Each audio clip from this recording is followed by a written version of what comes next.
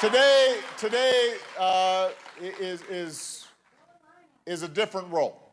Today, really, what I want to do is highlight the extraordinary collection of candidates who have decided to step up and bring out the best in our country. As I said yesterday, we're in a challenging moment because when you look at the arc of American history, there's always been a push and pull between those who want to go forward and those who want to look back, between those who want to divide and those who are seeking to bring people together, between those who promote a politics of hope and those who exploit a politics of fear.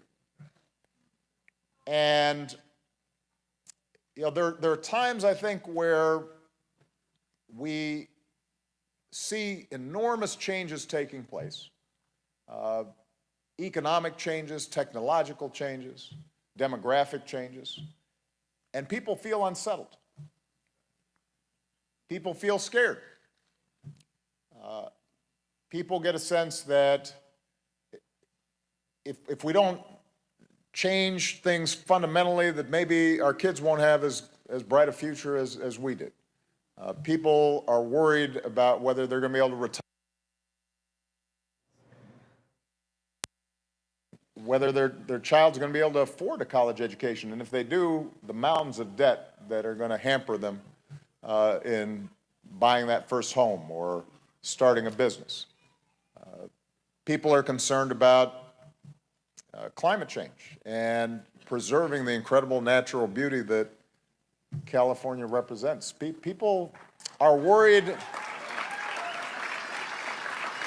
about a whole range of particular issues, but I think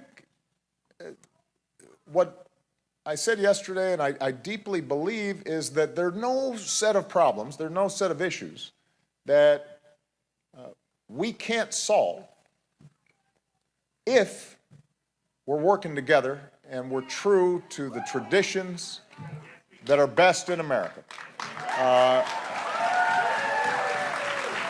But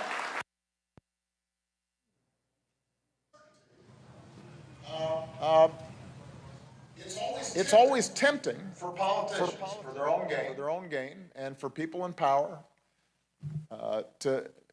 to try to see if they can divide people, scapegoat folks, turn them on each other, because when that happens, you get gridlock and government doesn't work, and people get cynical and they decide not to participate. And when people don't participate, then that vacuum is filled by lobbyists and special interests,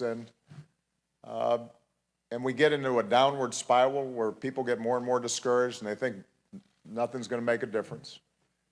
And that, unfortunately, has been a spiral that we've been on for the last couple of years. And the only way we reverse that cycle of anger and division is when each of us as citizens step up and say, we're gonna take it upon ourselves to do things differently. We're going to fight for the things that we believe in. We're going to fight for the idea that every child in America should get a decent education. We're going to fight for the idea that anybody out there who's willing to work hard should be able to get a job that pays a living wage. We're going to fight for the idea that women should be paid the same as men for doing the same work. We're going to fight for the notion that our seniors should be able to rely on Social Security and Medicare and be able to retire with dignity and with respect. We are going to make sure that the men and women in uniform who fight on our behalf, when they come home, they are not just given lip service to, but they're actually also getting the benefits and the support that they have earned. We're going to fight for the notion that we're all in this together, and that what makes America exceptional and unique is that from all around the world, people, our grandparents, our great-grandparents, generations ago, or in some cases fairly recently, came here because they believed in a certain set of ideals. We hold these truths to be self-evident. All of us created equal, endowed by our Creator with certain inalienable rights. What that means is that we are bound not by bloodlines, not by what we look like, not by the way that we practice our faith, not by our last names, not by our sexual orientation. We are bound by a set of ideals.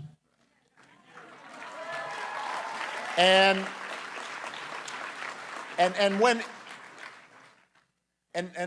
finally, we are bound by the notion that this is a government of and by and for the people.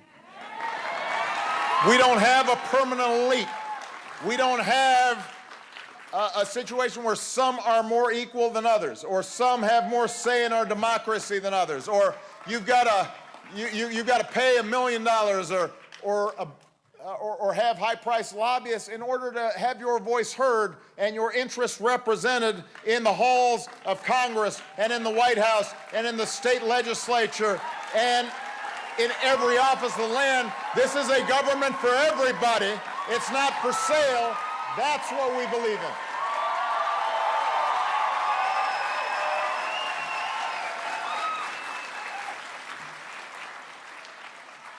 And the good news is,